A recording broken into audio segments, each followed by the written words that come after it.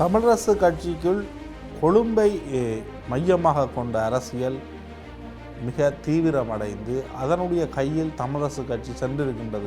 தெளிவாக சொன்ன, அதாவது சிறிதரன் தமிழ் தேசியத்தின் ஒரு பெரும் தூண் பாதுகாவலன் எப்போவும் சொல்ல மாட்டேன். ஸோ மேபி நான் குற்றங்கள் உண்மையா இருக்கலாம். குற்றங்கள் உண்மையா இருக்கும்போது அதை என்னென்னு சொல்றன்றது பிரச்சனை. அவருக்கு அந்த எந்த வார்த்தையை பயன்படுத்தி கொண்டு இந்த குற்றங்களை தான் செய்தேன் என்று சொல்லலாம். அதாவது செயற்பாட்டு அரசியல் களத்தில் சிறிதரன் நிற்கின்றார்.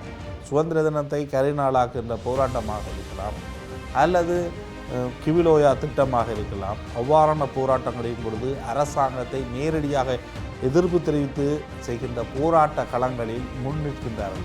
தமிழ் மக்களுக்கு பயந்தராது இவருக்கு வாக்களிச்சது யாரு என்றது கேள்வி இருக்குது. அந்த கோட்பாடு நடைமுறைகளுக்கு நிறைய பிரச்சனை முரண்பாடு இருக்கு சொன்னா, இவருக்கு வாக்களிச்சது மக்கள். ஆனா இவர் மக்களுக்கு செயற்பட முடியுமான்றதுல எங்கள்ட என்ன சொல்றது நடைமுறைகள் சில திருத்தத்தை கொடுக்கும். தமிழரசு கட்சியில் 8 நாடாளுமன்ற உறுப்பினர்கள், தனியாக சிறிதரன் மட்டுமல்ல, அங்கு 8 நாடாளுமன்ற உறுப்பினர்களின் பெரும்பான்மை என்பது ஒரு முடிவை எடுக்கின்ற பொழுது நீதிமன்றம் அந்த விடையில் கரிசனை செலுத்தும். கட்சியினுடைய நிலைப்பாடு வேறு, மக்களால் தெரிவு செய்யப்பட்ட பிரதிநிதிகள் வேறு. இந்த 2 தரப்புக்கிடையிலும் முரண்பாடு வருகின்ற பொழுது நீதிமன்றம் அதிரடியாக அவருடைய பதவியை பறிப்பதற்கு வாய்ப்பில்லை அல்லவா? இல்ல, நீதிமன்றம் பறிக்க போறது இல்ல, கட்சி ஒழுக்காற்று நடவடிக்கை எடுத்தாலும் இவர் நீதிமன்றம் சென்று அதற்கு எதிராக தடை உத்தரவு பெற முடியும். நாடாளுமன்ற உறுப்பினராக இருக்கின்ற பொழுது அந்த வழக்கு விசாரணை முடிவின் பொழுதுதான் உறுப்பினர் உரிமை இருக்கிறதா இல்லையா என்பது தொடர்பில் நீதிமன்றம் தீர்ப்பு சொல்லும். தடை எடுப்பதில் அந்த மிகப்பெரிய சிக்கல் இருக்கப் போவதில்லை நீதிமன்ற நடைமுறைகளில். ஏனென்றால் இதற்கு முன்னர் கட்சிக்கு எதிராக செயற்பட்ட விவகாரங்களில் எல்லாம் இடைக்கால தடை கொடுக்கப்பட்டிருக்கின்றது. இறுதியில் தான் தீர்ப்பின் மூலம் எம்பி பதவி இல்லாமல் சென்றிருக்கின்றது. ஆனால் இங்கு கட்சியின் அரை பங்குக்கு மேற்பட்ட நாடாளுமன்ற உறுப்பினர்கள் ஒருமித்த நிலைப்பாட்டுடன் செயற்படுகின்றார்கள். கட்சி இன்னும் ஒரு முடிவை எடுக்கின்றது என்ற ஒரு நிலைப்பாட்டை நீதிமன்றத்துக்கு தெரிவிக்கின்ற பொழுது இவர்கள் உண்மையில் ஒவ்வொரு நிலைப்பாட்டை முன்வைப்பார்களாக இருந்தால் அது நீதிமன்றம் அந்த விடயம் தொடர்பில் கரிசனை செலுத்தும் அல்லவா? நடவடிக்கை சொல்லி மத்திய குழுவை கூட்ட முடியுமா? அல்லது அவர்களுக்கு நடவடிக்கை ரவிகரனாக இருக்கலாம், கோடீஸ்வரனாக இருக்கலாம், குவதாசனாக இருக்கலாம், அமைதி காக்கின்றார்கள் அந்த விடயத்தில். செயற்படுத்த போயினோம். ஜஸ்ட் ஒரு மீடியால சொல்லி செயற்படுங்க போயினோம். என்ன கொடுக்குற கேள்வி என்னன்னு சொன்னால், இப்ப இவர்களெல்லாம் மக்கள் பிரதிநிதிகள். யார் இப்ப சொல்றாரு, 8 நாடாளுமன்ற உறுப்பினர்கள் மக்கள் பிரதிநிதிகள் சொல்லிக்க அவர் என்ன செய்யலாம்? குறைஞ்சபட்சம் அடுத்த இன்னொரு ஒரு மாசம் சவாலுக்கு உட்படுத்திக்கலாம். இந்த அரசியல் குழுவினுடைய முடிவை சவாலுக்கு உட்படுத்தியிருக்கலாம். குறைந்தபட்சம் 8 நாடாளுமன்ற உறுப்பினர்களில் 5 நாடாளுமன்ற உறுப்பினர்கள் தாங்கள் கையொப்பம் வைத்தாது ஒரு அறிக்கையை வெளியிட்டிருக்க முடியும். அறிக்கை விடலாம். அடுத்த இன்னொரு ஒரு மாசத்துல வவுனியால மீட்டிங் நடக்கும். மீட்டிங்ல அவர்கள் ஆதரவாக வந்து நிற்கலாம்.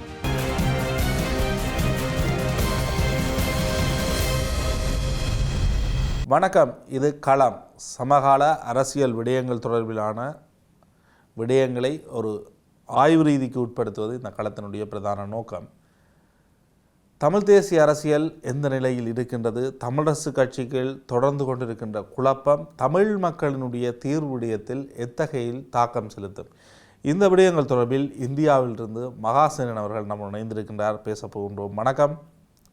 வணக்கம். தமிழரசு கட்சியில் இருக்கின்ற குழப்பம் என்பது தமிழ் மக்களுடைய தீர்வு விடயத்தில் எத்தகைய ரீதியில் தாக்கம் செலுத்தும்? கிட்டத்தட்ட நான் நினைக்கிறேன் இது ஒரு நாங்கள் தமிழரசு கட்சி என்றதுக்கு அப்பா அதில் நாங்கள் நீண்ட காலம் உரையாடப்படுற விஷயம். இது ஒரு தமிழ் மக்கள் ஒரு தேசிய இனம் என்ற அடிப்படையில எப்போதுமே நாங்கள் திரட்சியாகத்தான் செய்யப்பட வேண்டும். திரட்சியாக செய்யப்படும் போதுதான் நாங்கள் இருக்கிற பாப்புலேஷனை ரொம்ப குறைவு. ஸோ அதாவது 70% எங்க இந்த இருக்கிற 10% எங்கன்றது எங்களுடைய பிரச்சனையா இருக்கு. அந்த 10% நாங்கள் இயல்பாகவே கட்சிகள், இப்ப நாங்கள் கட்சிகளா நிறைய பிரிஞ்சு இருக்கிறோம். அதுக்குள்ள ஒரு பெரும்பான்மை ஆதிக்கம் செலுத்துற அந்த கட்சியும் இன்றைக்கு 2 அணியாக புலப்பட்டு நிற்கும் போது இலகுவாக என்ன சொல்றது எங்களை தட்டி கழிச்சிட்டு போக விரும்புற தரப்பு, அதாவது குறிப்பா தென்னிலங்கை தரப்பு இந்த தேசிய பிரச்சனை விடயத்துல தமிழ் குறிப்பாக 2024 ஆட்சிக்கு வந்த பிறகு தேசிய மக்கள் சக்தி அரசாங்கம் குறிப்பா யாழ்ப்பாணத்துல 3 ஆசனத்தை வச்சிருக்கிறது, அல்லது வடகிழக்க பொறுத்தவரை ஒரு தமிழ் பிரதிநிதித்துவத்தை தாங்கள் வச்சிருக்கிறோம் என்ற ஒரு தோட்ட பாட்டுல என்ன செய்யுதுன்னா மேக்சிமம் தமிழ் கட்சிகளை நிராகரிச்சு போற தன்மை ஒன்று இருக்குது. அதுக்கு இல்ல இன்றைக்கு ஒரு பெரும்பான்மை பலத்தை வெளிப்படுத்துற அல்லது இன்றைக்கு தமிழ் பிரதித்துவத்துக்குள்ள ஒரு பெரும்பான்மையை காட்டுகின்ற தமிழ்சி கட்சிக்குள்ளேயும் ஒரு பிளவு வருவது என்பது கிட்டத்தட்ட என்ன நடக்கும்னு சொன்னால், இதை லேசாக என்ன தமிழ் பிரதித்துவத்துல தமிழ் மக்களை பிரதித்துவப்படுத்துற கட்சிகளை எந்த ஒரு காரணம் இல்லா தட்டி கழிச்சிட்டு தென்னிலங்கைக்கு போறதுக்கு ஒரு வாய்ப்பை கொடுக்குறதான் இருக்குன்னு நினைக்கிறேன். அதுக்கு அப்பால என்ன சொல்றது, இது இவர்கள் பலமா இருந்து இவர்களோட குரல் என்ன சொல்றது ஒரு பலமாக குரல் எழுப்பப்படுமான்றது அடுத்த கேள்விக்குறி இருக்குது என்று சொன்னால், இப்ப எங்களுக்குள்ள ஒரு பிரச்சனை இருக்கும்போது நாங்கள் எங்கட பிரச்சனையை ஹேண்டில் பண்றதுதான் எங்களோட பிரதான பிரச்சனையா இருக்கும். இப்ப தமிழ் கட்சிக்குள்ள 2 அணியா பிரச்சனை நடக்குன்னு சொன்னால், இந்த 2 அணிக்கும் ஒரு அணியை இன்னொரு அணி விழுத்துறதுக்கும் இன்னொரு அணி தன்னை பாதுகாத்துக் கொள்றதுக்குமான போட்டிக்கான களமா இருக்கும் ஒழிய சந்தர்ப்பமா இருக்கும் ஒழிய அவர்கள் தமிழ் மக்களிட பிரச்சனையை முன்னிலைப்படுத்தி ஒரு தமிழ் மக்கள் இன்றைக்கு என்ன எதிர்கொள்கிறார்ன்றதை முதன்மைப்படுத்துறதுக்கான ஒரு வாய்ப்பு இருக்குமான்றது உண்மையில ஒரு கேள்விக்குறியா தான் இருக்கும்னு நினைக்கிறேன். என்று சொன்னால் உண்மையில நாங்கள் என்ன சொல்றோம், இன்றைக்கு February 4 இளைஞர் சுதந்திர தினத்தை தமிழ் மக்கள் ஒடுக்கப்பட்ட ஒரு காலமாக கரிநாளாக நினைவு கூறுற அந்த சந்தர்ப்பத்துக்குள்ள நாங்க என்னத்தை உரையாடுறோம்னு சொன்னா அதை அப்படி நாங்க பலமா உரையாடுக்க வேணும். நாங்க உரையாடுற சூழல் என்னவா இருக்குன்னு சொன்னால், நாங்க தமிழ் கட்சியின் முரண்பாட்டைத்தான் நாங்க பிரதான உரையாடலா இங்க முன்வைக்கிறோம்னு சொன்னால் என்ன நடக்குன்னு சொன்னால், இது எங்கண்ட என்ன சொல்றது, எங்கட தேசிய இன பிரச்சனைக்கான கேள்வியை குறைச்சும் கட்சி அரசியல முதன்மைப்படுத்துறதுக்கான சூழலைத்தான் இது உருவாக்கும் என்று நான் நினைக்கிறேன். தமிழரசு கட்சிக்குள் கொழும்பை மையமாக கொண்ட அரசியல் மிக தீவிரமடைந்து அதனுடைய கையில் தமிழரசு கட்சி சென்றிருக்கின்றது என்ற ஒரு விமர்சனம் வலுவாக முன்வைக்கப்படுகின்றது. குறிப்பாக சாணக்கியன் நாடாளுமன்ற குழுக்களின் தலைவராக தெரிவு செய்யப்பட்டதன் பின்னர் இதனை நீங்கள் எப்படி பார்க்கின்றீர்கள்? இது கிட்டத்தட்ட நினைக்கிறேன் சாணக்கியன் தலைவராக தெரிவு செய்ய முன்னும் இந்த அரசியல் சூழல் மாறிட்டு தான். கிட்டத்தட்ட 2009 பிறகே ஒரு கொழும்பு மைய அரசியல் என்பது தமிழ் தேசிய பரப்புல அதிகம் உரையாடப்படுற ஒரு சொற்றொடர்தான். அதாவது குறிப்பாக சம்பந்தன் அவர்கள் சுமந்திரனை மையப்படுத்திக் கொண்டு அரசியலை நகர்த்தும் போது சாம்சுமோன்ற அரசியலை கிட்டத்தட்ட ஒரு கொழும்பு மைய அரசியல், அது கொழும்பை மையப்படுத்தி எப்படி இந்த அரசியலை நகர்த்தி கொண்டு செல்வது. அடுத்தது இங்க வடக்கு கிழக்கு இந்த கேள்விகளை பற்றின எந்த ஒரு இதுவும் இல்லாமல் கொழும்பை திருப்திப்படுத்துறது, கொழும்பு எண்ணங்களுக்குள்ள பயணிக்கிறது என்ற ஒரு அடுத்த கொழும்பை நாங்க சாதகப்படுத்தினா மட்டும் போதும், கொழும்பு என்ன தருதோ அதை பெற்றுக்கொண்டால் போதும் என்ற எண்ணங்களுக்குள்ளான அரசியல் சாம்சுமோ அரசியல்லையும் தொடங்கிட்டது. சோ அதுண்ட தொடர்ச்சி கிட்டத்தட்ட நான் நினைக்கிறேன் சம்பந்தனாக மறைஞ்சா பிறகு அந்த தமிழ் கட்சியின் ஒரு அணி மோதல் வரும்போது கிட்டத்தட்ட இயல்பாக சிறிதனவர்கள் மேல வரும்போது அந்த அரசியல் கொஞ்சம் கேள்விக்குட்படுத்தக்கூடிய சூழல் இருந்தது. என்று சொன்னால் அது இவர் தமிழ் தேசியத்தின் தாக்கு பிடிப்பா, தமிழ் தேசியத்தை பாதுகாப்பு அரணெல்லாம் சொல்ல வரையில.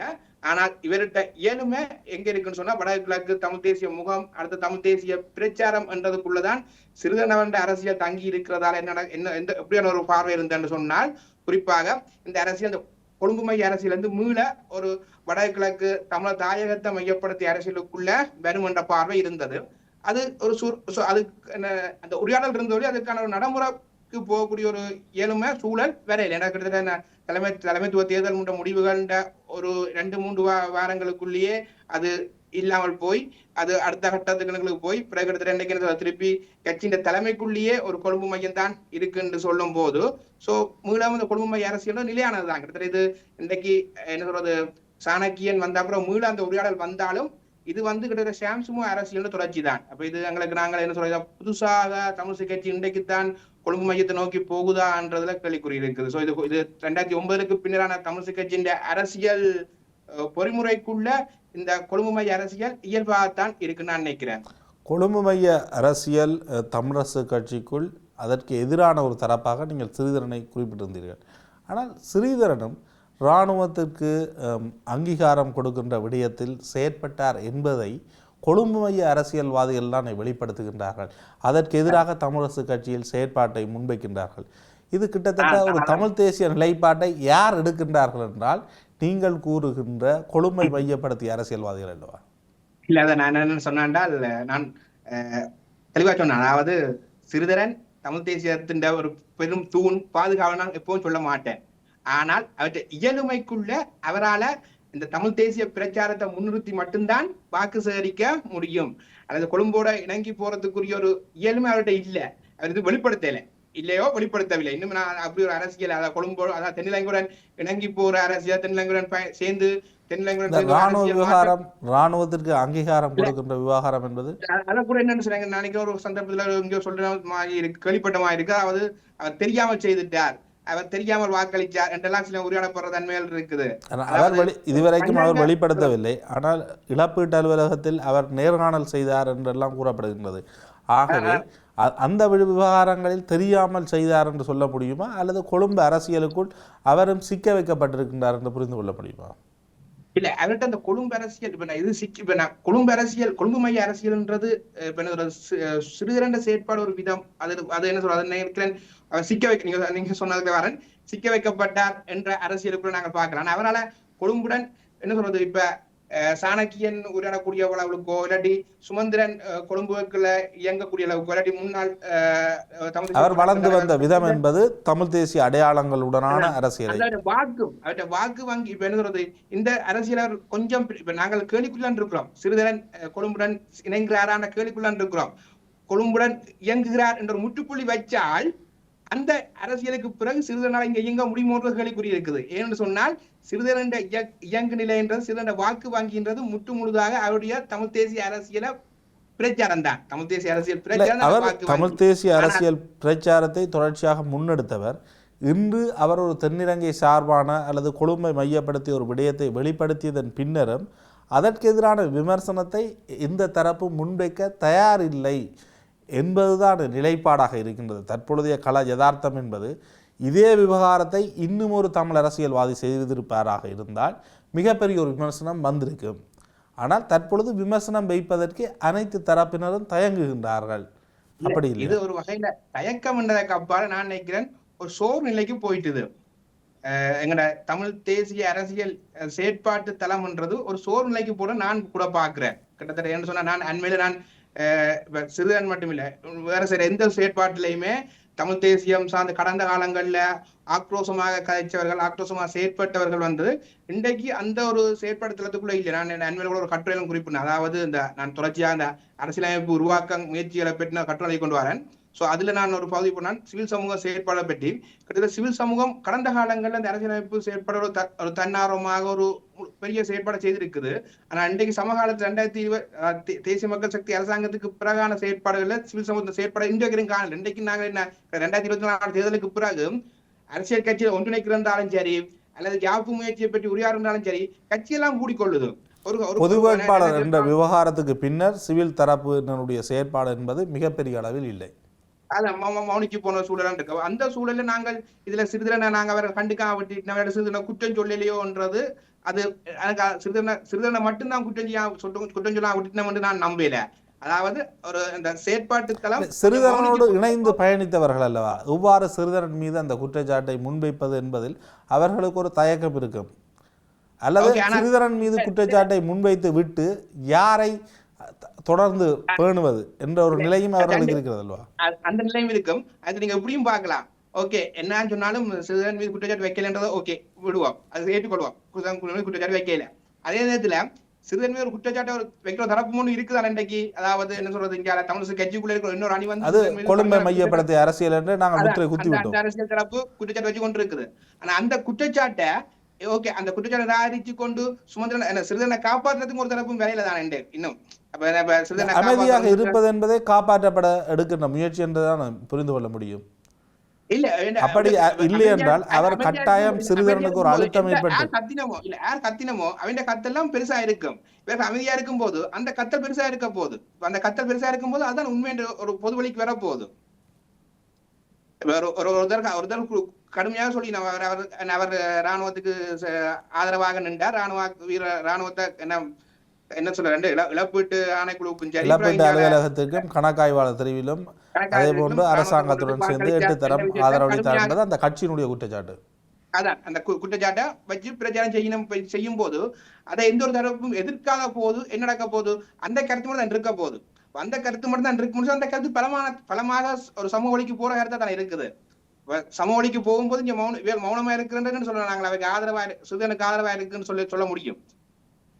சிறிதரனுக்கு ஆதரவாகவும் இல்லை எதிராகவும் இல்லை. ஆனால் சிறிதரன் அந்த நேரத்தில் ஒரு நிலைப்பாட்டை வெளிப்படுத்த வேண்டிய தேவை ஒன்று இருக்கின்றல்லவா? அந்த விடயம் சார்ந்து அதற்கு ஒரு அழுத்தம் பிரயோகிக்காமல் இருப்பது என்பது அவர் அந்த விடயத்தில் அமைதி காத்து இன்னும் ஒரு சந்தர்ப்பத்தில் கருத்து தெரிவிப்பதற்கு முன்வருவார் அல்லவா? இல்ல இன்னுமே கருத்து இனியும் எப்ப கருத்து நினைக்கிறேன் என்ன படம் ஒரு சிவாத்தினத்துல நினைக்கிறேன். அதாவது என்ன சந்தர்ப்பம் பெறட்டும் சந்தர்ப்பம் ஒரு பஞ்சாயத்துல நினைக்கிறேன் அவர் சந்தர்ப்பம் மட்டும் காத்து கொண்டு இருக்கிறார். கடைசி எல்லாமே முடிச்சு போலான்னு இருக்கு என்ன சொன்னா கிட்டத்தட்ட என்ன செய்யறது அவருக்கு இந்த இப்போதைக்கு இருந்த அவருக்கு இருந்த பதவின்னு சொன்னால் பாராளுமன்ற குழு தலைவர் அந்த பதவியும் இல்லாம போச்சு. இன்றைக்கு அவர் ஜஸ்ட் ஒரு பேசிட்டு வர பேச்சாளராக தான் இருக்க போறார் என்று சொன்னால் சோ இங்க என்ன அவருக்கு இப்ப என்ன ஒன்றுமே இல்லைன்னு போகுது. அப்ப இனியும் எப்ப கலைக்க போறான்றான் கேள்விக்குறியா இருக்குது. சோ மேபி நான் குற்றங்கள் உண்மையா இருக்கலாம். குற்றங்கள் உண்மையா இருக்கும்போது அதை என்னன்னு சொல்றன்றது பிரச்சனை. அவருக்கு அந்த எந்த வார்த்தையை பயன்படுத்தி கொண்டு இந்த குற்றங்களை தான் செய்தேன் என்று சொல்லலாம். அதாவது சில வார்த்தைகளை பயன்படுத்தி நாங்கள் செய்தேன் செய்யலேன்னு சொல்லலாம் தானே. அந்த செய்தேன் செய்யலேன்னு சொன்ன வார்த்தைகள் இன்னும் அவருக்கு பிடிபடல போல இருக்குது. ஸோ அந்த வார்த்தைகள் பிடிபடும் போது அவர் சொல்லுவேன் நான் நம்புறேன். ஆனால் ஒரு செயற்பாட்டு அரசியல் களத்தில் சிறிதரன் நிற்கின்றார். சுதந்திர தினத்தை கரிநாளாக்குகின்ற போராட்டமாக இருக்கலாம் அல்லது கிவிலோயா திட்டமாக இருக்கலாம். அவ்வாறான போராட்டங்களின் பொழுது அரசாங்கத்தை நேரடியாக எதிர்ப்பு தெரிவித்து செய்கின்ற போராட்ட களங்களில் முன் நிற்கின்றார் அல்லவா? இதுதான் நஞ்சனன் நீங்க நீங்க ஆரம்பத்தில் கேட்டோன்னா இவர் எப்படி இங்க வெறும் கொழும்போட போறாருன்னு சொன்னால் இங்க இருக்க வித்தியாசம் இதுதான். ஏன் நான் நான் கொழும்பு மைய அரசியல் என்று சொல்லி நான் இன்னும் வேற அடையாளப்படுத்த முடியலன்னு சொன்னால் இந்த அரசியல் இவர்கிட்ட வாக்கு வாங்கி இதை சார்ந்தான் இருக்குது. இங்க வந்து இவர் குரலுக்கு போகணும், கிவுலோயாவுக்கும் சரி கர்நாடகம் சரி குரலுக்கு போகணும், மக்களோட போனாத்தான் இவருக்கு வாக்கு. அதே மற்ற தரப்பு கொழும்பு மைய தரப்பு வந்து கிட்டத்தட்ட கொழும்போட உறவாடினா அவைக்கு அதுக்கு தரப்பு வாக்கு இருக்குது. அதை வேட்டுக்கொண்டு ஒரு தரப்ப தமிழ் கட்சி தமிழ் கட்சி கிட்டத்தட்ட குறுகின காலம் இல்ல 2010க்கு பிறகு கிட்டத்தட்ட 15 வருஷம் தமிழ் கட்சியின் அரசியல் வந்து கொழும்பு மைய அரசியல் என்று சொல்லி போகும்போது தொண்டர்களையும் எடுத்துட்டார்கள். அவர்கள் கொழும்பு மைய அரசியலுக்கு ஆதரவான தொண்டர்களையும் எடுத்துட்டார்கள். சோ அந்த தொண்டர்கள் அவர்களுக்கு ஆதரவாக இருக்கிறார். சோ அவர்கள் அப்படி போறவர்களுக்கு அவர்களுக்கு பிரச்சனை இல்லை. ஆனா சிறிதனை பொறுத்த சிறிதனை அப்படி தொண்டர்கள் எடுக்கல. சிறிதண்ட தொண்டர்கள்ன்றது சிறிதண்ட வாக்குன்றது இங்க வந்து மக்கள் செயற்பாடு போகணும், கிவிலோயாக்கு போகணும், கர்நாடகாக்கு போகணும், அடுத்த தமிழ் தேசிய அரசியல ஆழமா கதைக்கணும், மாவீரத்துக்கு போய் விளக்கேற்றணும். இதுதான் அவற்ற அரசியல். சோ இந்த அரசியலை கண்டிப்பா செய்து இருப்பேன். 2029 வரைக்கும் இல்ல பிற்படவும் அவருக்கு தேவை இருக்கு செய்யத்தான். தொடர்ந்து தமிழரசு கட்சியில் தான் அவர் நிலைநிறுத்தி தன்னுடைய அரசியலை முன்னெடுப்பதற்கு வாய்ப்பு இருக்கின்றதா அல்லது அப்படியான ஒரு அரசியல் தமிழ் மக்களுக்கு பயன் தரக்கூடிய ஒன்றாக இருக்குமா? தமிழ் மக்களுக்கு பயன் தராது. அது நான் நீண்ட காலமா நான் கிட்டத்தட்ட நினைக்கிறேன். நான் புது வேட்பாளர் டைமும் அதை பற்றி எனக்கு பயங்கர மனக்கும் இருந்தது. ஒருவேளை இவர் என்ன சொல்றது இவருக்கு வாக்களிச்சது யாரு என்றது கேள்வி இருக்குது. இங்க கோட்பாடு நடைமுறைகளுக்கு நிறைய பிரச்சனை முரண்பாடு இருக்கு சொன்னா இவருக்கு வாக்களிச்சது மக்கள். ஆனா இவர் மக்களுக்கு செயற்பட முடியுமான்றதுல எங்கண்ட என்ன சொல்றது நடைமுறைகள் சில திருக்கத்தை கொடுக்குது. குறிப்பாக இவர் ஓகே என்ன சொல்றது எனக்கு வாக்களிச்ச மக்கள் எனக்கு 2024 தேர்தல்ல கிட்டத்தட்ட 2 அணிகளாகத்தான் இவர்கள் தேர்தல் எதிர்கொண்டவர்கள். தேர்தல் எதிர்கொள்ளும் போது தங்களுக்குள்ளேயே எதிரான கருத்துக்களை வச்சும் போது தான் இப்படித்தான் செயற்படுவேன் சொன்னவர். ஆனா நடைமுறை அப்படி செய்ய முடியாது என்று சொன்னால் அப்படி செய்யும் போது அவர் கட்சியை மீற வேணும். கட்சியை மீறதுக்கு எங்கெண்ட சட்டங்கள் இடமளிக்காது என்று சொன்னால் ஒரு பார்லிமெண்ட் உறுப்பினர் கட்சியை மீறி போகும்போது கட்சியை விட்டு நீக்கப்படக்கூடிய வாய்ப்புகள் இருக்குது. அப்படி கட்சியை விட்டு நீக்கினால் அவருடைய பதவியும் இல்லாமல் போகும், பார்லிமெண்ட் உறுப்புரிமையும் இல்லாமல் போகும். ஆனால் தமிழரசு கட்சியில் 8 நாடாளுமன்ற உறுப்பினர்கள் தனியாக சிறிதரன் மட்டுமல்ல, அங்கு 8 நாடாளுமன்ற உறுப்பினர்களின் பெரும்பான்மை என்பது ஒரு முடிவை எடுக்கின்ற பொழுது நீதிமன்றம் அந்த விடையில் கரிசனை செலுத்தும். கட்சியினுடைய நிலைப்பாடு வேறு, மக்களால் தெரிவு செய்யப்பட்ட பிரதிநிதிகள் வேறு. இந்த 2 தரப்புக்கிடையிலும் முரண்பாடு வருகின்ற பொழுது நீதிமன்றம் அதிரடியாக அவருடைய பதவியை பறிப்பதற்கு வாய்ப்பில்லை அல்லவா? இல்ல நீதிமன்றம் பறிக்க போறது இல்ல, கட்சி ஒழுக்காற்று நடவடிக்கை எடுத்தாலும் இவர் நீதிமன்றம் சென்று அதற்கு எதிராக தடை உத்தரவு பெற முடியும். நாடாளுமன்ற உறுப்பினராக இருக்கின்ற பொழுது அந்த வழக்கு விசாரணை முடிவின் பொழுதுதான் உறுப்பினர் உரிமை இருக்கிறதா இல்லையா என்பது தொடர்பில் நீதிமன்றம் தீர்ப்பு சொல்லும். தடை எடுப்பதில் அந்த மிகப்பெரிய சிக்கல் இருக்கப் போவதில்லை நீதிமன்ற நடைமுறைகளில். ஏனென்றால் இதற்கு முன்னர் கட்சிக்கு எதிராக செயற்பட்ட விவகாரங்களில் எல்லாம் இடைக்கால தடை கொடுக்கப்பட்டிருக்கின்றது. இறுதியில் தான் தீர்ப்பின் மூலம் எம்பி பதவி இல்லாமல் சென்றிருக்கின்றது. ஆனால் இங்கு கட்சியின் அரை பங்குக்கு மேற்பட்ட நாடாளுமன்ற உறுப்பினர்கள் ஒருமித்த நிலைப்பாட்டுடன் செயற்படுகின்றார்கள். கட்சி இன்னும் ஒரு முடிவை எடுக்கின்றது என்ற ஒரு நிலைப்பாட்டை நீதிமன்றத்துக்கு தெரிவிக்கின்ற பொழுது இவர்கள் உண்மையில் ஒவ்வொரு நிலைப்பாட்டை முன்வைப்பார்களாக இருந்தால் அது நீதிமன்றம் அந்த விடயம் தொடர்பில் கரிசனை செலுத்தும் அல்லவா? இங்கதான் பிரச்சனை சொன்னால் கட்சியின் அந்த என்ன சொல்றது அரசியல் குழுவோ சரி பொதுக்குழுவோ சரி அப்படி பெரும்பான்மை ஒரு முடிவெடுக்குமான்றதான் பெரிய கேள்வி இருக்குது. ஏன்னு சொன்னால் நாங்கள் சில சந்தர்ப்பங்கள் நான் சொல்லுகின்ற நாடாளுமன்ற உறுப்பினர் கட்சியின் கட்டமைப்பை கடந்து 8 நாடாளுமன்ற உறுப்பினர்கள் இருக்கின்றார்கள் அல்லவா? இல்ல அவைக்குள்ளே வந்து ஒருங்கிணைந்து செயற்பட இருக்குமோன்றான் கேள்விக்குறியா இருக்கும் நான் நினைக்கிறேன். என்று சொன்னால் கிட்டத்தட்ட இங்கே நாங்க என்ன சொன்னால் வெளியால வெறுமனவே சுமந்திரன் சாணக்கியன் என்ற அரசியலை கதைக்கிறோம். ஆனால் அனைவரும் சுமந்திரன் சாணக்கியன் என்ற முகமொழியில போட்டு நான் திரிகினா தங்களை இருப்புல பாதுகாக்கிறதுக்காக. இங்க அதான் ரியாலிட்டி. நாங்கள் வெளிப்படையா சுமந்திரன் சாணக்கியன் தான் பிள்ளையானவர்கள், மிச்சம் எல்லாரும் உத்தமர்கள் என்ற ஒரு வியூல பார்த்து கொண்டிருக்கிறோம். ஆனால் என்னென்று தனி ஒரு ஆளான இல்ல 2 பேரால ஒரு 70 ஆண்டு கால பாரம்பரியம் மிக்க ஒரு கட்சியை என்னென்று 2 பேர்ட்ட எண்ணங்களுக்குள்ள ஒருவற்ற எண்ணங்களுக்குள்ள கொண்டு வர முடியும்னு சொன்னால் அது ஒரு பிள்ளையான பிம்பம். என்ன பொறுத்தவரை அங்க இருக்கிற எல்லாருமே என்ன சுமந்திரன் எண்ணங்களுக்குள்ளேயும் சுமந்திரன் எண்ணங்களை தொடர்ற ஒரு பண்பைத்தான் பேணினா. சோ அந்த சூழல்ல கிட்டத்தட்ட அரசியல் குழு மீட்டிங் வச்சுதான் பாராளுமன்ற குழு தலைவரை தெரிவு செய்தான்னு சொல்லி ஒரு செய்தியை செயலாக சொல்லியிருந்தார். ஆனால் 2 பாராளுமன்ற உறுப்பினர்கள் சொல்லிச்சுன்னா இல்ல அப்படி அரசியல் குழு மீட்டிங்கே நடக்கல அப்படி ஒரு தீர்மானம் எடுக்கலன்னு சொல்லி அப்ப அதுக்கு என்ன செய்ய போயினா அதான் கேள்வி எங்களுக்கு. இப்ப ஓகே ஏன்னா கட்சியின் செயலாளர் என்ன அப்படி ஒரு புலியான கருத்தை சொல்லிட்டான்னு சொல்லி அவருக்கு நடவடிக்கை எடுக்க ரெடியா, அவருக்கு நடவடிக்கை எடுக்கணும்னு சொல்லி ஒரு மத்திய குழுவை கூட்ட முடியுமா? அல்லது அவர்களுக்கு நடக்கணும் இவரெல்லாம் இப்ப சொன்னாக்கலான்னு சொன்னா ரவிகரனாக இருக்கலாம், கோடீஸ்வரனாக இருக்கலாம், குவதாசனாக இருக்கலாம், அமைதி காக்கின்றார்கள் அந்த விடயத்தில் எங்க செயற்படுக்க போயினோம். அதான் இப்ப ஜஸ்ட் ஒரு மீடியா சொல்லிச்சின மொழிய செயற்படுங்க போயினோம்.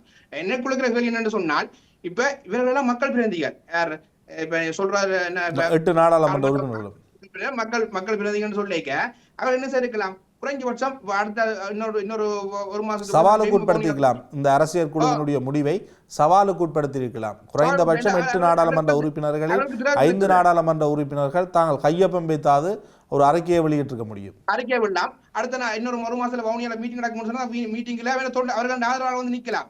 ஆதரவு கேள்வி எழுப்பும் போது பெருந்திரளானவருக்கு ஆதரவாக கேள்வி எழுப்பும் போது அவர் அங்க என்ன சொன்னாலும் சிறுவனுக்கும் எதிர்கால அரசியல் பற்றிய எண்ணங்கள் இருக்குது.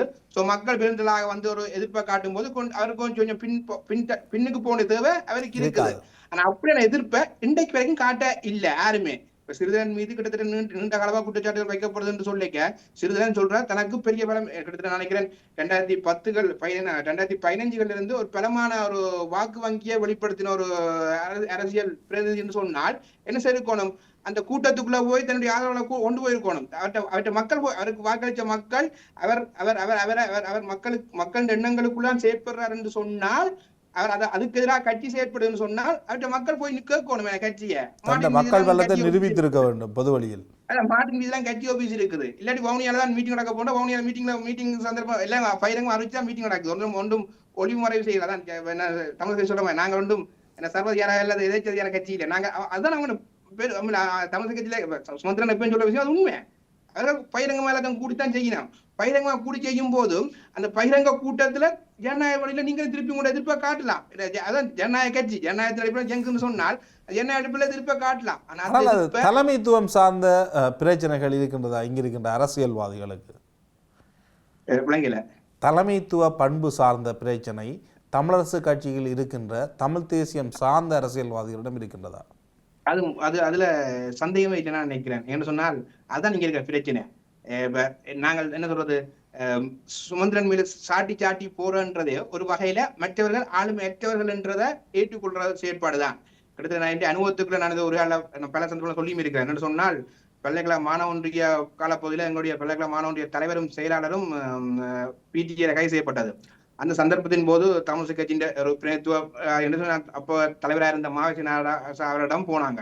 போகும்போதும் நாங்கள் ஒவ்வொரு கேள்வி கேட்கும் போதும் பொருங்க தம்பி சுமோட்டை கேட்டு சொல்றேன், பொருங்க தம்பி சுமோட்டை கேட்டு சொல்றேன்னு சொல்லி சுமோக்கு தான் போன் அடிப்பேன். நாங்க என்ன கேட்டாலும் சுமோக்கு தான் கேட்பேன். அப்படி வேற நான் நினைக்கும் பிறகு நாங்க ஒரு அது வழக்கு விஷயம் ஓகே சுமோட்டோ கேட்கறது ஓகே, நான் ஒரு சட்டத்தாணி அவர்கிட்ட கேட்கலாம். இன்னொரு விஷயம் என்ன எங்கிட்ட கேம்பஸ் அபிவிருத்தி சார்ந்த ஒரு விஷயம் கேட்டுனாங்க. அதுக்கும் பொருங்க தம்பி சுமோட்டோ கேட்டு சொல்றேன்னு சுமோக்கு அடிக்கிறேன். யார் தலைவர் எனக்கு பிரச்சனையா இருந்தது எனக்கு. ஏன்னா நான் நினைச்சது நான் தமிழ் கட்சி தலைவர்கிட்ட வந்தா கதைக்கிறோம், நாங்க பல்கலைக்கழக மாணவன் தமிழ் கட்சி தலைவர்கிட்ட வந்தா கதைக்கிறோம் நினைச்சால் தமிழ் கட்சி தலைவர் ஒரு விஷயத்துக்கும் சுமோட்டோ கேட்டு தான் சொல்றேன் சுமோட்டோ கேட்டு தான் சொல்றேன்னு சொன்னால் இங்க யார் தலைவர்? தமிழ் சின்ன தலைவரா சுமோ தலைவரான்றது கேள்விந்தது. அந்த அரசியல் சிறிதன் வந்த அப்புறம் சிறிதன் வந்த தன் தலைமைத்துக்குரிய பண்பை வெளிப்படுத்தினார். அதுதான் அவர் தலைமைத்துவ அவர் தமிழிசை கட்சியின் என்ன சொல்றது ஒரு பலமான பொதுக்குழுல வெற்றி பெற்றுக்கிறான்னு சொன்னால் தமிழிசை கட்சியின் பொதுக்குழு அவருக்கு பின்னால் நிற்கின்றான் வெளிப்பாடு. சோ அந்த பொதுக்குழுவை மீறி கிட்டத்தட்ட அவற்றை தலைமைத்துவத்தை கேள்விக்குட்படுத்தப்படும் போது அந்த பொதுக்குழுவை கூட்டிக் கொண்டு வேற என்ன செய்ய முடிஞ்சது, பொதுக்குழுவை திரட்டி வேலை என்ன செய்ய முடிஞ்ச கேள்விக்குறி இருக்குது. கிட்ட நான் நினைக்கிறேன் அந்த தேர்தல் என்ன சொல்ற பொதுக்குழுன்ற தேர்தல்ல கூட வேற கிழக்கு தான் பலமான ஒரு ஆதரவை கொடுத்திருந்தான்னு நம்புறேன். இவர் அந்த தேர்தலுக்கு பிறகு கிழக்குக்கு போனாரா, கிழக்குடன் தொடர்ச்சி அவரோட பேண்டாரா என்ற கேள்விக்குறி இருக்குது. சோ இங்கே என்ன சொல்றது மற்றவர்கள் தமிழிசை கட்சியின் மற்ற என்ன சொல்ற பிரதிநிதிகளிடம் இருந்த ஆளுமை குறைபாட என்ன செய்கிறார் சுமந்திரன் பயன்படுத்திக் கொள்கின்றார். இங்க அதான் பிரச்சனை. மற்றபடி என்ன சொல்றது இவர்கள் சுமந்திரன் அந்தளா பெரிய ஒரு கட்டிக்காரர், அந்தளா பெரிய சாமர்த்தியமா அப்படி சரியா கட்டிக்காரன் சாமர்த்தியசாலின்னு சொன்னால் நாங்கள் இன்றைக்கு ஒரு தேசிய பிரச்சனை தீர்க்கப்பட்ட ஒரு சமூகத்துக்குள்ள நாங்கள் வாழ்ந்து கொண்டிருந்திருப்போம். சோ அந்த சாமர்த்தியவாதி இல்லை. கிட்டத்தட்ட 2015-19 வரைக்கும் என்னது சுதந்திரத்தை கொண்டாடின மனுஷன் தான் 2021 வந்து கரிநாடு சொன்ன மனுஷன். சோ அவர் அந்த பெரிய புத்திசாலி இல்லை. அவர் அந்த பெரிய புத்திசாலி சொன்னால் 2015-19 போய் கரிநாளை கொண்டு சுதந்திரத்தை கொண்டாடி போட்டு வந்து 19 வந்தா ஐயோ நாங்கள் ஏமாந்துட்டோம்னு சொல்லி அழுதுருக்க மாட்டார். கிட்டத்தட்ட 70 ஆண்டுகள் ஏமாறுறோம். தமிழிசை கட்சியின் சுதந்திரன் பத்திரிகையிலே இருக்குது. எங்களை ஏமாத்துறது யாருன்னு சொன்னா ஐக்கிய கட்சின்னு சொல்லி நாங்கள் 2015 பிறகு ஐக்கிய கட்சியோட நாங்கள் இன்றைக்கு ஐக்கிய தேசியம் என்ன ஐக்கிய மக்கள் சக்தி என்றும் ஐக்கிய சக்தி இன்னொரு வடி வந்தான். சோ நாங்க அதோட உறவுகளை வச்சுக்கொள்றோம்னு சொன்னால் அந்த புத்திசாலி ஒன்றும் அவர் இல்லை. அப்ப அவர் அந்த புத்திசாலி இல்லைன்னு சொன்னால் ஏன் அவர்கிட்ட தான் எல்லாம் இயங்குதுன்னு சொன்னால் மிச்சம் இருக்கிறார் அவரை விட முட்டாளா இருக்கிறான். அதான் பிரச்சனை. அவர் ஆகவே தமிழரசு கட்சியினால் தமிழ் மக்களுக்கு ஒரு பயன்தரும் முடிவை எடுக்க முடியாது. தமிழரசு கட்சி தான் தமிழ் தேசிய அரசியலில் அல்லது வடகிழக்கில் இருக்கின்ற தமிழ் மக்களுக்கான பிரதான கட்சி. ஆகவே கட்சிக்கு அப்பாற்பட்ட ஒரு அரசியலை முன்னெடுக்க வேண்டிய தேவை தமிழ் தேசத்துக்கு இருக்கின்றது தானே. நிச்சயமா இது நீண்டகால உரையாடல் இருக்குது. ஆனால் அது நீண்டகால உரையாடலாக இருந்தாலும் மீண்டும் அந்த உரையாடலின் முடிவு என்பது கட்சிகளின் கூட்டு என்ற இடத்தில் போய் நிற்கின்றது அல்லவா? இல்ல இன்றைக்கு நினைக்கிறேன் இன்றைக்கு என்ன சொல்றது நீண்டகால உரையாடலுக்குள்ள பொது கட்டமைப்புன்றது அப்படியே அரசியல் கட்சி நினைச்சுதான் செய்யப்படும் யோசிச்சவன். இன்றைக்கு அந்த பொது அமைப்பு சிவில் அமைப்புன்றது முழுமையா இல்லாம போய் வெறுமனவே அரசியல் கட்சிகள் தங்களுக்குள்ள ஒரு கூட்டு உருவாக்கி கொண்டு செயற்பட யோசிக்கிற மொழிய இது வந்து திருப்பியும் இப்ப நாங்க ஜனநாயக தமிழ் தேசிய கூட்டணியும் தமிழ் கட்சியும் இணைகிறதோ இல்லாட்டி தமிழ் தேசிய மக்கள் முன்னணியும் ஜனநாயக தமிழ் தேசிய கூட்டணியும் இணைகிறதோன்றது அது வெறுமனை தேர்தல் அரசியல் தான். அதை நாங்க வந்து இங்க எங்க தமிழ் தேசிய பிரச்சனை தீர்க்கிறதுக்கான ஒரு தலைமையை உருவாக்குறதுக்கான சக்தியா நாங்கள் எப்பவுமே பார்க்கிறேன். அது வெறுமனவே அது தமிழ் தேசிய மக்களும் யாரோட சேர்ந்தாலும் சரி தமிழ் கட்சி யாரோட சேர்ந்தாலும் சரி அது வெறுமனவே தேர்தல் அரசியல் ரெண்டுமே தமிழ் தேசிய மக்களும் சரி தமிழ் கட்சியும் சரி தேர்தல்களை இலக்கு வச்சு கொண்டு இயங்குற அரசியல் கட்சிகள் அவர்கள நலன்கள் தேர்தல் நலனாத்தான் இருக்கும். எங்களை பொது அமைப்புகளாத்தான் கிட்டத்தட்ட காலத்து காலம் இந்த பொது அமைப்பு சில முன்னுக்கு வந்து இப்ப பல்கலைக்கழக மாணவ ஒன்றியம் சுதந்திரத்தை கரிநாளாக நினைவு கூர்ந்தார்கள். அப்படி இந்த பொது அமைப்புகளா ஒன்று சேர்றவர்கள் இப்ப காணவழக்கப்பட்டவர்கள் சங்கமும் தொடர்ச்சியா செயற்படுற அமைப்பு நான் இந்த பாறைக்குள்ள இருக்கிற காணவழக்கப்பட்ட சங்கமும் அப்படி இந்தியால பல்கலைக்கழக மாணவ ஒன்றியம் அப்படி போன்றவர்கள் தொடர்ச்சியாக செயற்படுற அமைப்புகளா இருக்கிறார். அவர்கள் ஒரு என்ன செய்யணும் அவர்கள் திருப்பி ஒரு ஊழியாளர் துறக்கணும் நம்புறேன். அதாவது இந்த பொது அமைப்புக்குள்ள ஒன்றிணைக்கிறது பொது அமைப்புகளுக்குள்ளால செயற்படுறது கிட்டத்தட்ட கரிநாள் ஒரு வெற்றிய பார்வையா இருக்குமா இருந்தால் அந்த வெற்றிக்கு பின்னால பல்கலைக்கழக மாணவ ஒன்றியம் காணவழக்கப்பட்ட ஒரு சங்கங்கள்ட ஈடுபாடுதான் பிரதான காரணம். அவர்களால் முடியும். கிட்டத்தட்ட எங்கண்டா 2010-15 பிறகு நடக்கிற அதிகமான போராட்டங்கள் என்றது முற்றுமுழுதாக பொது அமைப்புகளால் ஒருங்கிணைக்கப்பட்டுதான் அது எழுச்சி அடைஞ்சிருக்குது. அது P2P-யா இருந்தாலும் சரி இந்தியால என்ன சொல்றது எழுத தமிழ்கள் இருந்தாலும் அதுக்கு பொது அமைப்புகள் செயற்பாடு பிடிஎம் வந்து குறிப்பா அங்க வர திரள் வந்து காணவழக்கப்பட்ட சங்கம் அதான் திரள் பல்கலைக்கழக மாணவ ஒன்றியத்தின் திரள் அதுதான் வருது. சோ இவர்கள் இன்னும் பலமான அமைப்பாத்தான் இருக்கிற கட்டமைப்பாத்தான் இருக்கு. ஆனா தங்களுடைய பலத்தை அவர்கள் புரிஞ்சு கொள்றார்கள் இல்ல. சோ இந்த பொது அமைப்புகள் தங்களுடைய பலத்தை புரிஞ்சு கொண்டு இந்த போராட்டத்துக்கு மட்டும் இல்லாமல் ஒரு போராட்டத்தை தாண்டின இன்னொரு அரசியல் தளத்தை நாங்க உருவாக்கணும். நாங்க தொடர்ச்சியான ஒரு பொது அமைப்பாக ஒரு ஒருங்கிணைஞ்ச ஒரு அமைப்பாக இணைஞ்சு வெறுமனவே போராட்டம் பண்றதுக்கு அப்பால நாங்க எங்க அரசியல் செய்திகளை சொல்றதுக்கும் அரசியல் தலைவர்களான சந்திப்புகளுக்கும் செயற்பட வேண்டும் என்ற ஒரு வீரியமான ஒரு கட்டமைப்பா உருவாக்கப்பட வேண்டிய தேவை என்ன சொல்ற இந்த பொது அமைப்புகளுக்கு இருக்குது. அது அது பூர்த்தி செய்யப்படாத வரைக்கும் நான் நினைக்கிறேன் நாங்க என்ன செய்யறது, தேர்தல் நலனுக்குள்ள இயங்குற அரசியல் கட்சியோட போட்டிகளால நாங்க மேலும் மேலும் தலைவனப்பட்டு கொண்டு போவோம் நான் நம்புறேன். ஆனால் உடனடியாக சாத்தியப்படக்கூடிய ஒரு விடயமா, அல்லது உடனடியாக அவ்வாறான ஒரு கட்சி பொது அமைப்புகளின் கூட்டு அவ்வாறாக தோற்றம் பெறாமல் இருக்கின்ற மிக பிரதானமான காரணம் என்று நீங்கள் எதை நினைக்கின்றீர்கள்? இல்ல, உடனடியான சாத்தியம் இல்ல. இது நாங்க நினைக்கிறேன் என்ன சொல்றது, நாங்க அடிப்படையில இருந்து போக வேண்டிய விஷயம். நினைக்கிறேன் பொங்கு தமிழ் செய்ததை பற்றி எனக்கு ஒருக்கா என்ன பேர் சிதம்பரம் சார் விளையாடும் போது சொன்ன விஷயம் என்னன்னு சொன்னால், நீங்க 2001 ஆண்டு பொங்கு தமிழை பெரிய பிரமாண்டமா பாப்பீங்க. அந்த பொங்கு தமிழுக்கு பின்னால் அந்த செயற்பாடு நீண்ட செயற்பாடு கிட்டத்தட்ட 5-6 வருஷம். அதாவது பல்கலைக்கழக மாணவர்களோட பெஞ்சுகள் இருக்கும் போதெல்லாம் தனித்தனியா கதைச்சு ஏன் எங்களுக்கு இப்படி ஒரு அரசியல் எழுச்சி தேவை என்ற உரையாடி தான் என்ன செய்யப்பட்டது, அந்த பொங்கு தமிழ் எழுச்சி என்றதை ஒன்றை கொண்டு வர முடிஞ்சது என்றால், நாங்களும் ஒன்று நினைச்ச உடனே அது ஜஸ்ட் அது பல்கலைக்கழக கட்டமைப்புக்குள்ள செய்யும் போதே ஒரு 5-6 வருஷம் தேவைப்படும் சொன்னால், நாங்க வடகிழக்கு தலைவியதில் ஒரு பொது அமைப்பை உருவாக்க போறோம்னு சொன்னால், நாங்கள் என்ன சொல்றது ஜஸ்ட் ஒரு தட்டுல நாங்க துறக்கிறோம் என்றால் அதெல்லாம் ஃபெயிலியர் தான். உங்களுக்கு தெரியும், மிக குறுகிய காலத்துக்குள் P2P போராட்டம் மிகப்பெரிய ஒரு விருட்சமான வெற்றியை அடைந்தது, மிகப்பெரிய திரட்சியை ஏற்படுத்தியது. ஆனால் அந்த போராட்டத்தின் நிறைவு யார் வெற்றியை கொண்டாடினார்களோ, யார் அந்த பெயரை தங்களுக்காக எடுத்துக்கொண்டார்களோ, அவர்கள் P2P போராட்டம் நடந்து வந்த பாதையினை கூட மீண்டும் சென்று பார்க்க முடியாதவர்களாக இருப்பது. ஆகவே தொடர்ச்சியான செயற்பாடு, நிறுவன கட்டமைப்பு ரீதியிலான ஒரு செயற்பாடு வருகின்ற பொழுது அந்த பொது கட்டமைப்புகளின் கூட்டு என்பது நடைமுறையில் சாத்தியம்தானே. இன்றெல்லாம் கூட்டங்களை கூட்டணும்னா அவர்கள் ஒன்று சேர வேண்டிய அவசியம் கிடையாது. சூமில் இணைந்து அவர்கள் பேசிக்கொள்ள முடியும். அனைத்து மட்டத்திலும் அந்த செயற்பாட்டை கொண்டு சென்றால் ஒரு தலைமைத்துவம் பெற முடியாது, குறிப்பிட்ட சிலர் ஆதிக்கம் செலுத்த முடியாது என்பது இங்கிருக்கின்ற பிரச்சனையா? எல்லோரையும் ஒன்றிணைத்து ஒரு சிவில் கட்டமைப்பாக கட்டியெழுப்பதில் நான் இதே நீங்க சொன்ன உரையாடல் எனக்குள்ள உரையாடலாக நான் நிறைய காய்ச்சிருக்கிறேன். அதான் கவலையா இருக்கேன். என்ன சொன்னால், நீங்க சொன்ன விஷயம் கிட்டத்தட்ட P2Pக்கு பிறகு இந்த P2P செயற்பாட்டாளர்கள் அப்படி கொஞ்சம் பேர் சேர்ந்து ஒரு உரையாடை உதவி செய்ய. ஏன்னா நாங்கள் எடுத்த வீச்சுக்கு நாங்கள் எந்த இதையும் மரத்தையும் ஒரு பெரிய விருட்சத்தை உருவாக்க முடியாது. சோ நாங்க ஒரு அமைப்புகள் சேர்ந்து இப்ப P2P ஒரு அமைப்புகள் சேர்ந்து தான் செய்யப்பட்டது. அப்படி கரிநாள்ன்றது அமைப்புகள் சேர்ந்து செய்யறோம். அப்படி சேர்ந்து செய்யும் போது எங்களுக்கு ஒரு ஒருங்கிணைஞ்ச ஒரு வடிவம் இருக்குது. சோ ஒரு 5 போராட்டங்களை ஒருங்கிணைஞ்சு செய்யும் போது அப்படியே நாங்கள் எங்களுக்குள்ள ஒரு அமைப்பாக இணைய முடியும் என்ற உரையாடல் தளத்துல இருக்குது.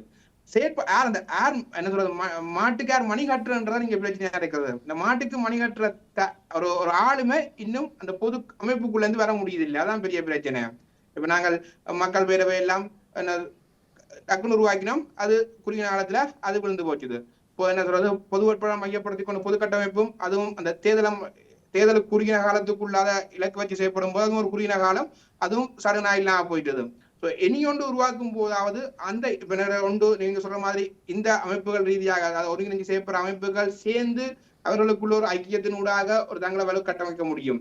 அல்லது ஏன்னா அதுல இருக்க பெரிய பலவீனம் சொன்னால், அந்த அமைப்புகள்கிட்ட ஒரு தூர நோக்கி இருக்கா என்றது பெரிய பிரச்சனை. என்ன சொன்னா, அவர்கள் வருமான போராடி கொண்டாண்டு இருக்கணும், போராடுற இதா இருக்கணும், போராட்டத்துக்கு அப்பால் என்ன செய்யலாம் என்ற எண்ணங்கள் அந்த அமைப்புகளுக்குள்ள இருக்கிறார்கள்ட்ட இல்ல. அப்ப இதுக்கு வேறொரு ஸ்ட்ரக்சர் தான் தேவைப்படுது. அப்படி இல்லை, ஓகே நாங்க என்னோட பொது அமைப்பை கட்டமைக்க போறோம் என்று சொல்லி இயங்கினாலும் அப்படி இயங்குற நான் அப்படி யோசிக்கிறேன்னு சொன்னால், நாங்க ஒரு கீழ்மட்டத்துல இருந்து நாங்க தேவை இருக்குது. கிராமங்கள் தோறும் போகணும், கிராமங்கள் தோறும் போய் கதைக்கணும். இன்னைக்கு மக்கள்கிட்ட நான் சொன்னேன், நீங்க சொன்ன மாதிரி இப்ப நாங்க யாழ்ப்பாணம் மாவட்டத்துக்குள்ள 3 MP வந்துட்டோம்னு சொன்னால் எங்க மக்கள்கிட்ட வேற எண்ணங்கள் வந்துட்டுது. இன்னைக்கு தையட்டி போராட்டத்துல ஏன் தையட்டில சும்மா மாசம் போய் இருக்கிறான்ற கேள்வி எல்லாம் பெற அளவுக்கு இருக்குது. அடுத்தது நிறைய அதாவது தமிழ் தேசியத்துக்கு எதிரான செயற்பாட்டை பாராட்டுற தன்மை இருக்குது. நாங்கள் பாராட்டுறோம். அதாவது நேற்று சுதந்திர தினத்துல தமிழ்ல தேசிய பாடம் பாத்தியா, தமிழ்ல தேசிய பாட்டாண்டு அதை மெச்சிட தன்மை இருக்குது. அதாவது அதுல மிக கவலைக்குரிய விஷயம் என்னன்னு சொன்னால், அனுரகுமார் நாயக்கா கார்ல வரும்போது பிலிட் போட்டு வந்துட்டாராம். சோ சட்டம் எல்லாருக்கும் சமமாகும்னு சொல்லி அதை கொண்டாடுற ஒரு மனநிலைக்கு வந்துட்டோம். அப்ப எங்க மனநிலையே நிறைய மாறிட்டுது எங்க மக்கள்கிட்ட. சோ நாங்க மக்கள்கிட்ட போகணும், மக்கள்கிட்ட போய் மக்கள்கிட்ட எங்களுக்கு என்ன பிரச்சனை இருக்குது. அனுராக் குமாரநாயக்கா பிலிட் போட்டு வந்ததால எங்க தேசிய பிரச்சனை தீர்க்கப்படாது, எங்கட காணிகள் விடுக்கப்படாது, இன்னும் எங்கட காணிகள் ஆக்கிரமிக்கப்பட்டு இருக்குது. அதுக்கு இனிமே சொல்றாரு இல்ல, எங்கட காணிகள் விடுதலை, எங்கட காணி விடுதலை நாங்க போடுறத இனவாதமா அனுராதமா பாக்குறார். சோ அவற்றை பிம்பம் வேற, அவர் பட்டி அணிஞ்சால் மட்டும் எங்களுக்கு தீர்வு வராது என்ற விஷயங்கள் நாங்கள் மக்கள்கிட்ட கொண்டு வந்து சொல்ல வேண்டிய தேவை இருக்குது. சோ நான் நம்புறேன், இது பெரிய ஒரு கிரவுண்ட் ஒர்க்கில் தொடங்க வேண்டியிருக்கு. கிரவுண்ட் ஒர்க்கில் நாங்கள் மக்களிடம் போய் உரையாடணும். மக்களிடம் போய் உரையாடி மக்கள்கிட்ட முதல் பொது அமைப்புகள் சார்ந்து மக்கள் நம்பிக்கை வரணும். ஒரு காலத்தில் பல்கலைக்கழக மாணவ ஒன்றியம் சொன்னால் கேட்போம் என்ற ஒரு காலம் இருந்தது. அதுக்கு பின்னால் இன்னொரு சக்தி இருந்தது. இன்றைக்கு பல்கலைக்கழக மாணவ ஒன்றியம் ஒன்று சொன்னா கேட்குமான்றது எனக்கு தெரியும். நானும் மாணவ ஒன்றியங்களுக்கு செயற்படனா எனக்கு தெரியும். அடுத்த மாணவ ஒன்றியத்தின் செயற்பாட்டு அளவும் தெரியும் எனக்கு. ஸோ அதால நாங்கள் பொது அமைப்புகள் சார்ந்து மக்களை நம்பிக்கை உருவாக்கணும். நாங்கள் மக்கள்கிட்ட போகணும். மக்கள்கிட்ட போய் மக்களோட கதைக்க வேண்டிய தேவை இருக்குன்னு நான் நம்புறேன். புரிந்து கொள்கின்றேன். இவ்வளவு நேரம் இணைந்து பல்வேறு கருத்துக்களை பரிமாறியதுக்கு மிக்க நன்றிகள் சேனன்.